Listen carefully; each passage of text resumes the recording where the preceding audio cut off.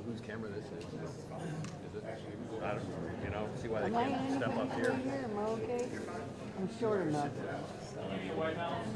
Or if you want, if you're fine shooting around me too, that's fine.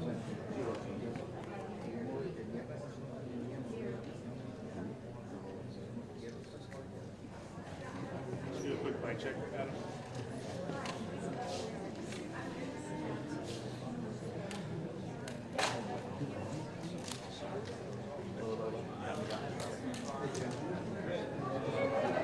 Are you seeing levels though? Okay. There.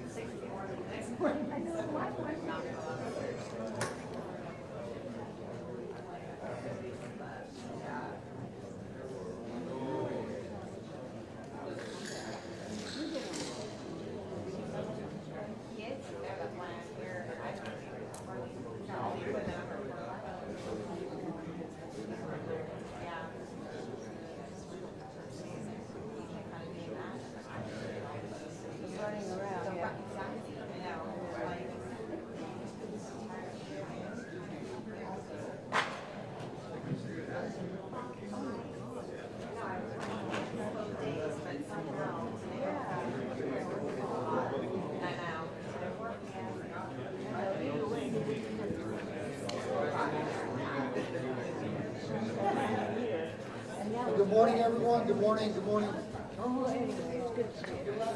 Relax. I've just got some housekeeping notes that I want to pass out to everyone. So please get to where you can hear me. I will project my voice. Hopefully we will start at 10 or very close to that. However, that's not a promise. My name is Jonathan Lamb. I'm the PIO for City of Kerrville. A few things I would like you all to be aware of.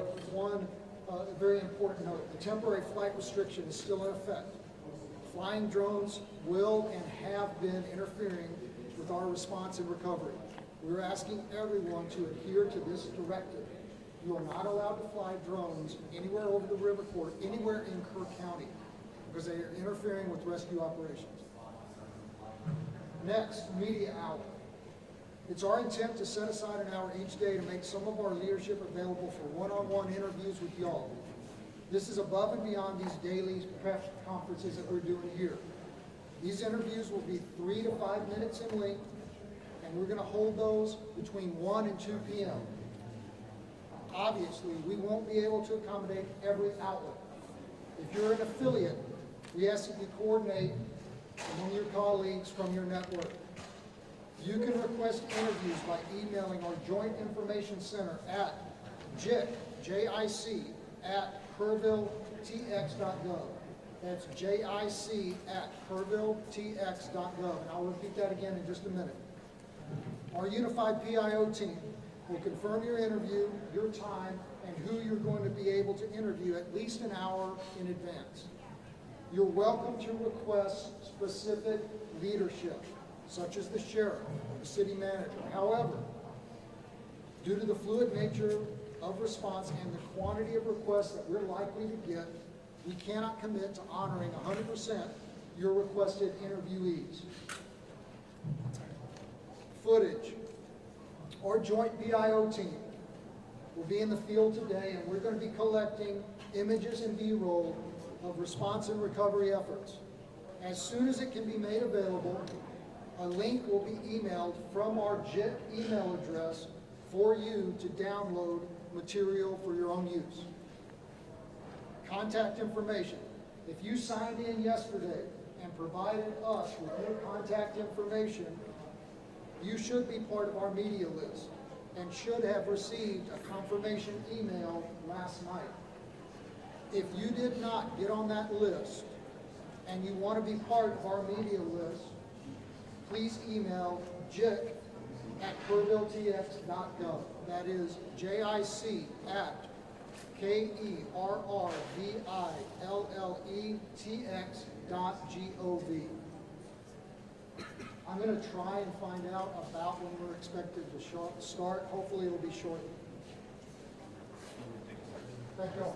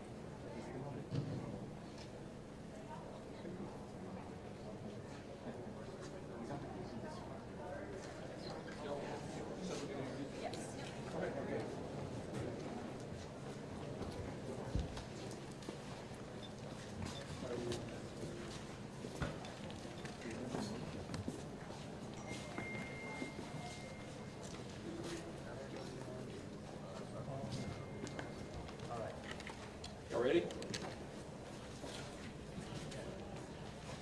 Okay, this will be our July 7th, 10 a.m. Briefing. Search and rescue operations are ongoing throughout Kirk County. We're using assets from local, state, and national first responders. Hundreds of trained first responders are working every aspect of this emergency. As of 8:30 this morning, we recovered 75 deceased bodies here in Kerr County, including 48 adults and 27 children. Of this 48 adults and 27 children, 15 adults and 9 children are pending identification.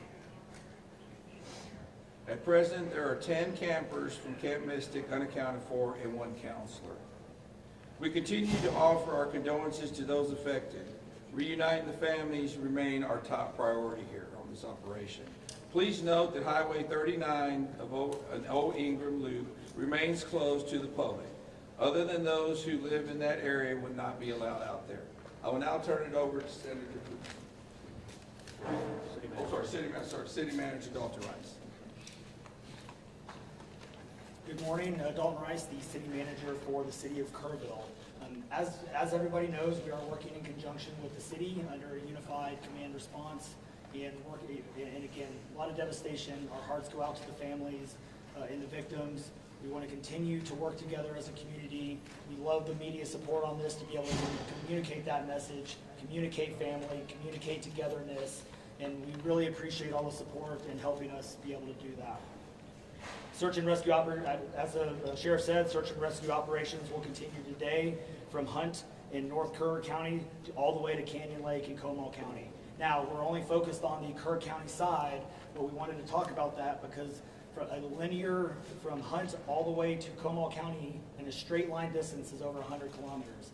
This is a massive field that is happening, and again, this is unprecedented flood events. So we are still currently in the primary search phase, which is the rapid one. They are running it, we have different segments that are gridded out. Each one of those segments are taking anywhere between an hour to 3 hours, up to 2 kilometers for each segment. So what that means is they're running into a lot of technical challenges with terrain, with water, even potentially, with weather, in the rising fields. We've talked about this before. Volunteers stay out of the way because if we start getting weather reports and all the other complications that are out there, we then have to pull off of those search and rescue missions to be able to communicate to those volunteers to get off, to make sure that they don't become victims themselves.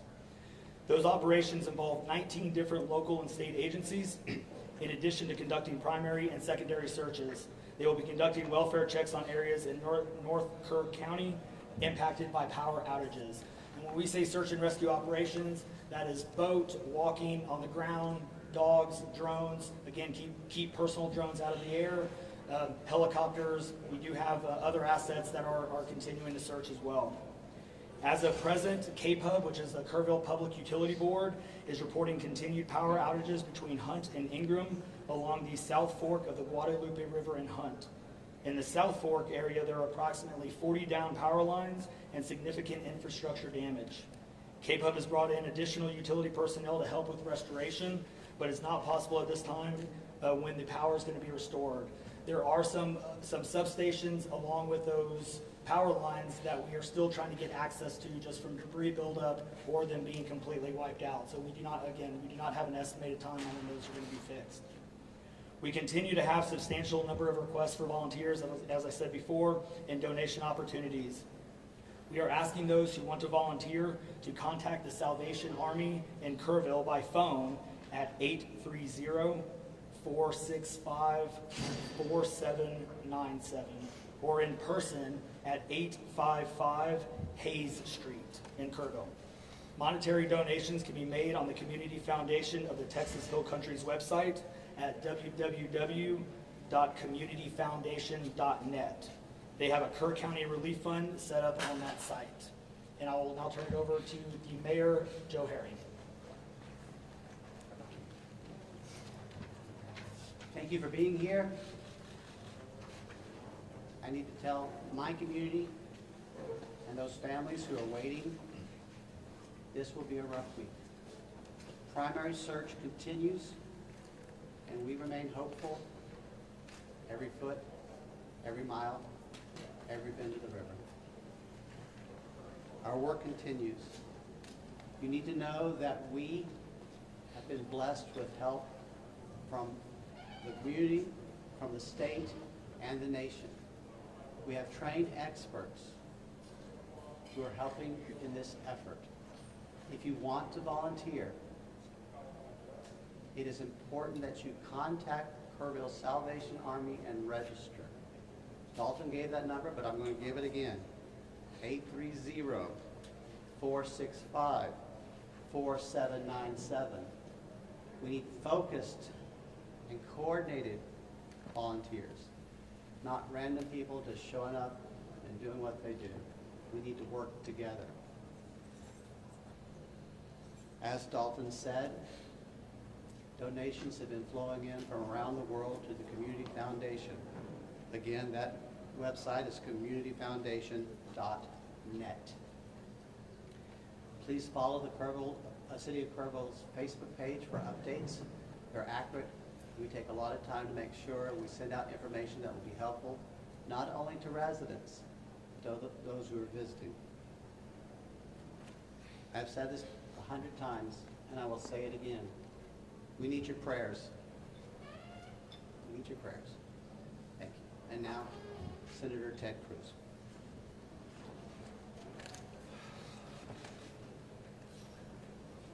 Texas is grieving right now. The pain, the shock of what has transpired these last few days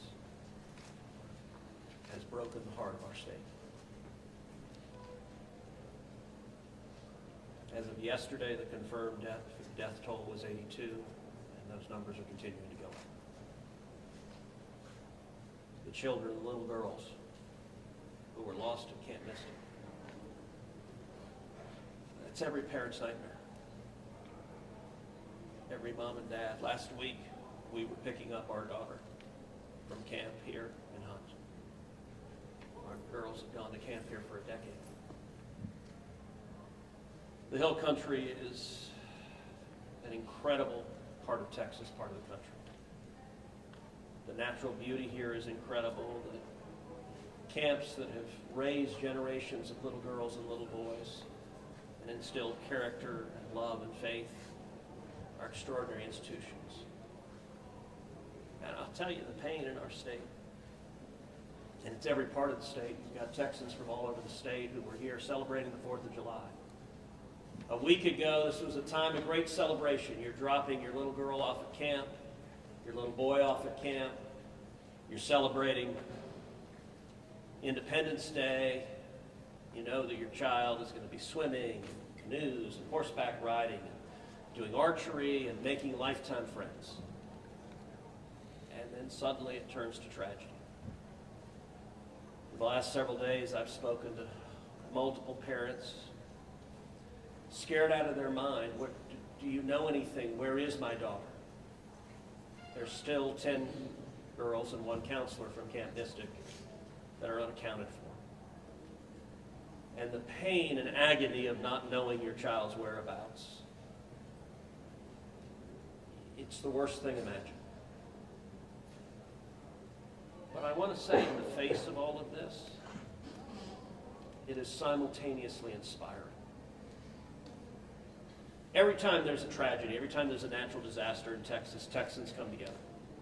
Texas is a big state. We got 31 million people, and we have hurricanes, we have tornadoes, we have wildfires. Tragedies hit this state, natural disasters hit this state, and without fail, 100 out of 100 times when that happens, we see Texans coming together, helping each other, engaging in acts of heroism. There have been over 850 high water rescues since this flooding began. 850. You look at extraordinary stories of Eagle Scouts pulling campers out of harm's way. I was just hearing a story of one counselor whose head was right at the water holding up 2 mattresses with campers on those mattresses. That kind of courage, that kind of selflessness. And then there are the first responders. The local first responders, I want to thank every one of the first responders at the local level, at the city level, at the county level, at the state level, at the federal level. In the first few hours of this flood, I was on the phone with Governor Abbott. I was on the phone with Lieutenant Governor Dan Patrick. was on the phone with Nim Kidd, the head of the Texas Department of Emergency Management, and then I called President Trump. I called President Trump. He was having dinner at the time. It was still early in what was transpiring. And I wanted him to know, I said, Mr. President, everything we're hearing right now, this appears to be bad, really bad. There may be a very significant loss of life unfolding right now in Texas. And I will tell you, the President said, Ted, anything Texas needs, the answer is yes. Whatever assets you need, whatever resources you need, yes, let us know, and we will provide everything. Within hours, we had helicopters, over a dozen helicopters in the air. National Guard, DPS, game wardens, Coast Guard, doing search and rescue, reaching down. We've all seen the videos of little girls being pulled up, hoisted out of harm's way. Incredible courage and heroism. Search and rescue is the first stage. But the process of coming together and rebuilding is going to take longer. And I will say to all the grieving families, to all of those who've gotten the worst news imaginable, that your little girl, she's gone. I will say for many of us, those are friends and neighbors who've lost children. Got multiple kids who go to school with my girls.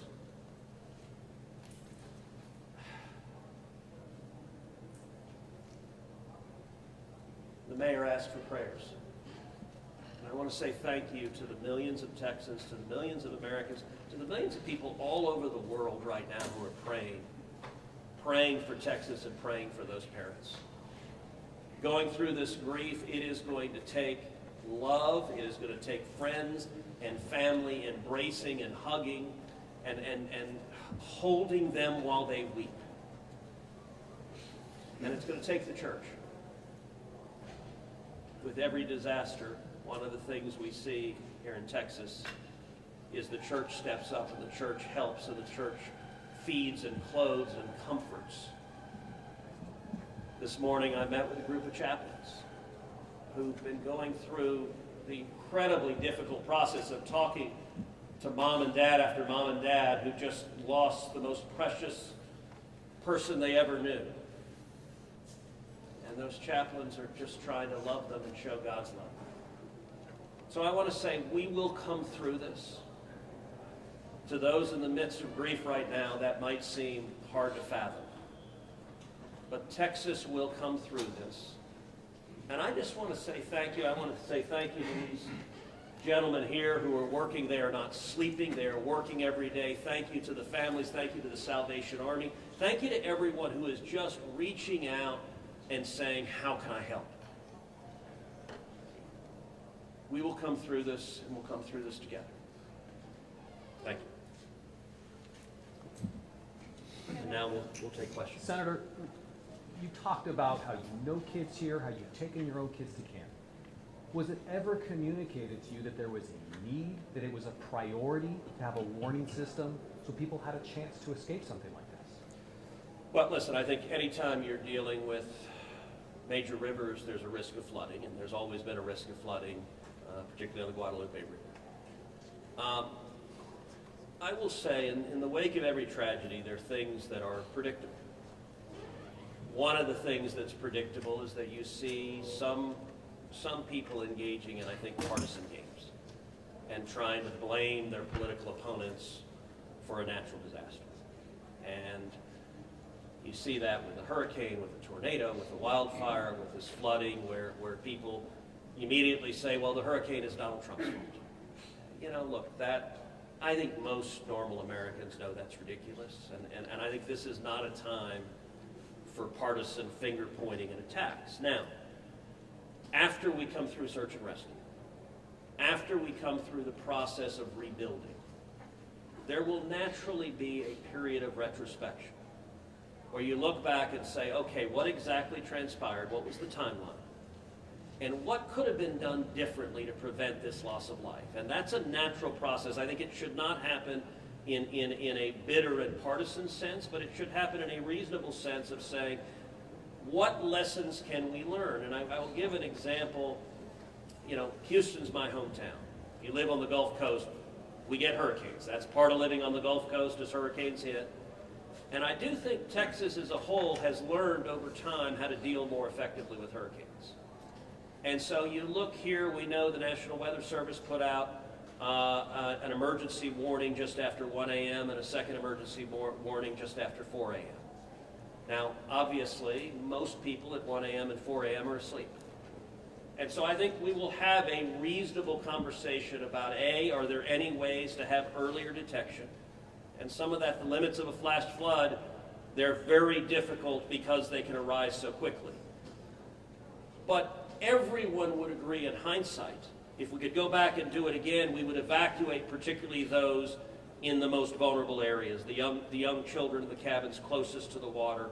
We would remove them and get them to higher ground if we could go back and do it again. Obviously, everyone would. The people in RVs by the river's edge.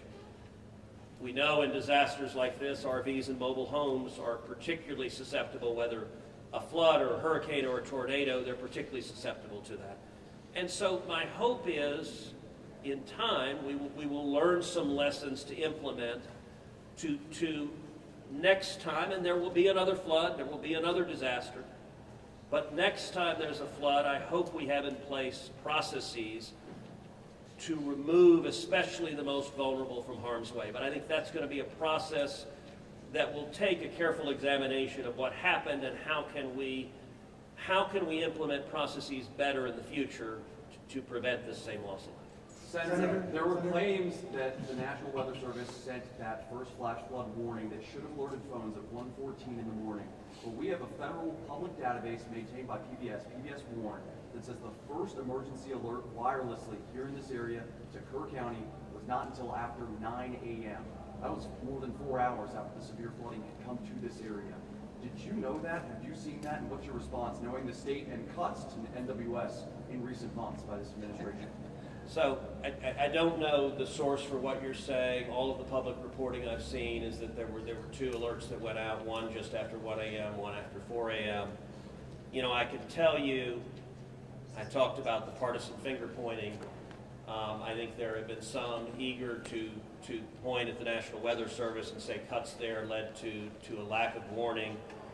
I think that's contradicted by the facts. And if you look at the facts in particular, number one, that these warnings went out hours before the flood became a true emergency level. But number two, the National Weather Service here, New Braunfels is where they were headquartered. They had additional manpower. In fact, they had 3 additional people working that night, anticipating that it was going to be a very dangerous weather situation. I also think it's worth noting that the National Weather Service Union, which has been very critical of the DOGE cuts, has publicly said that they don't believe that the reduction in staffing had any impact whatsoever on their ability to warn of this event. And so, look, I think it is reasonable over time to engage in a retrospective and say at every level what could have been done better, because all of us would want to prevent this horrific loss of life. But I think just immediately trying to use it for either side to attack their political opponents, I think that's cynical and not the right approach, particularly at a time when we're dealing with a crisis and we're dealing with grief. But does this make you question whether there should be cuts at the National Weather Service and FEMA? I know you've been supportive of FEMA. Look, I am very supportive of FEMA. I'm very supportive of the National Weather Service. They both perform essential roles, and I think it is critical in every federal agency, particularly when you're dealing with public safety, that we make sure that critical roles are maintained. That's a longer and broader discussion, but as I said, everything from the public evidence indicates that was not a contributing factor to what Is occurred. it possible to get Dalton in just to talk about that and the National Weather Service alerts? Because there were escalating forecasts throughout the day from the National Weather Service. What did the emergency managers of the county and other local officials do with that information? Starting at 1:15 and onward, where you had the dire river forecast at 6:30, were emergency managers doing anything to put these processes in place to warn people on the river? So overall, we were preparing for the July 4th, weekend. So we had National EMR on site. We were basically stood up kind of an incident command post, if you will, to prepare for that event. So most everybody was kind of up, looking at weather. We looked at the weather before. When you looked at the National Weather Service, flood map, it spanned all the way from the west side of Texas, with Kerr County kind of being in that upper northeast corner of it. And so everybody, including the National Weather Service, was looking at where's the rain going to hit. We know it's somewhere in here, but with rain, especially when you're dealing with terrain, you got to figure out. Sometimes you don't know until it falls. So once it starts falling, then you got to figure out, okay, how's the watershed going to do this? How's the science going to work? And when you have that north and south fork that we had talked about before, it all converged into one. We do know that a lot of the camps were looking at this just as much as everybody was. With the rainfall percentages, even the National Weather Service had looked at, and don't quote me on the numbers, but it was anywhere between 1 to 7 inches. We got significantly over that. And again, when it goes into very congregated areas and how that watershed shifts into the rivers, that impacts things. And so the camps, obviously, we've heard stories where campers were getting up. They were up at 3:30 in the morning. They were trying to move to higher ground. That's the head. And the other interesting part of the terrain, when we talked to UGRA folks as well, this is the headwaters of the Guadalupe. This is the beginning. This is where everything forms when it comes into the North and South Fork. And so as those things develop, it develops very rapidly, very quickly, and this rose very quickly in a very short amount of time. And so those campers that were able to do that, it worked. There's been the other question, I'll just give this one out.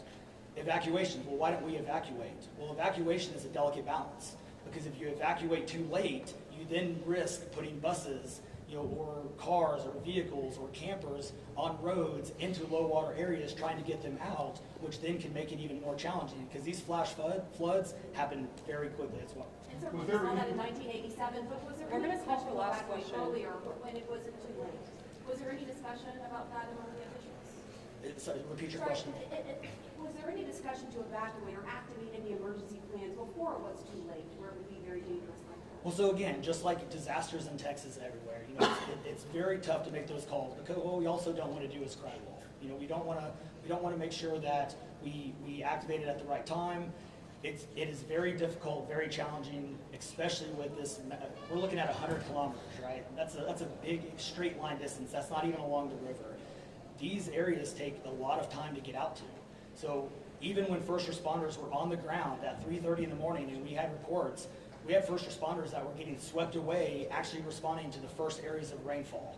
That's how quick it happened. First responders who have experience, who are Swiftwater qualified, were driving to as soon as the rain started falling, were driving to these areas, and one of them got swept off the road. So one last question, everybody, one last question. Between 1 and 4 a.m. from local law enforcement to the camp, saying, I know you can't get buses in an hour, but was there anyone telling the camp between 1 and 4 a.m., you need to get the girls to higher ground, at the very least, even if they have to walk up there in the rain, as many of them actually ended up doing? Was there any communication from local law enforcement to anyone at that camp between 1 and 4 a.m.? That I don't know off the top of my head. What I do know, though, is there's 55,000 people in Kerr County. Kerr County is a massive, massive area. From here to those camps is 45 minutes on a good day.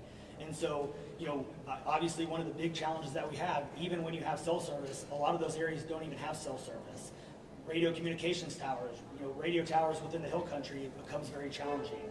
So there's a lot of areas, especially when weather comes in, where cellular towers are down or you already have bad service. So there's a lot of factors that play and a lot of variables in there on communication that, again, I think as we work through this process, we know everybody has a lot of questions regarding what are the next steps and what's next. And I think all of these things, these are all great questions. And as we continue search and rescue and as we continue to move to the next step, we definitely want to dive in and look at all of those things, from cell service tower to radio communications, or emergency alerting. Any of those things, I think we all really need to take a look at and review. And we're looking forward to doing that once we can get this search and rescue and stuff. In regards to the total number of, before I say anything else, I just want to say thank you to you, all the first responders, everyone involved. We've been praying. Thank you. We've been praying. The media's been praying. Thank you guys for doing that. I've got two questions. One for you, trying to get an accurate count on number of missing. I know you can't. I know we don't know we don't know what we don't know. Yes. But do we know a rough idea on total estimates that are still missing overall throughout the county? And then one other follow-up, this may be for Senator Cruz. A lot of speculations being made about this being somehow man involved with the weather modification, with some of the rainmaker technology, working with farmland. Do you think any of that, is there going to be any investigations into that, or can you communicate anything on that? Let me answer your first question. I'll definitely turn that second one over. So, on the first question, with missing persons, so obviously we have the knowns, the Camp Mystic kids, which is the numbers coming down as the sheriff has stated, and then we have the unknowns. But we don't know what we don't know. We actually have a 5 hotline line. It fluctuates between 3 and 5, but we're working on it. We get calls 24 hours, 7 days a week.